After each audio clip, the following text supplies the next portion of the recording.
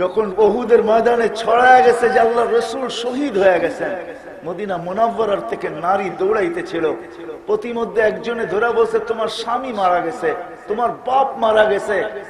তোর বাপ বল আমার আল্লাহর রসুল কেমন আছে। আরেকটু আগাইছেন তো বলছে তোমার বড় ছেলে মারা গেছে, রাত তোর বড় ছেলে বল আল্লাহ রসুল কেমন আছে। আরেকটু আগাইছে তো বলছে তোমার বাবা মারা গেছে, তোর বাবা বল আল্লাহ রসুল কেমন আছে। আর একটু যাওয়ার পরে বলছে তোমার বড় ভাই মারা গেছে, তোর বড় ভাই বল আল্লাহর রসুল কেমন আছে। পঞ্চম ব্যক্তির সাথে যখন দেখা হয়েছে বলছে আল্লাহর রসুল ঠিক আছে, তো হাত উঠায়া দিছে।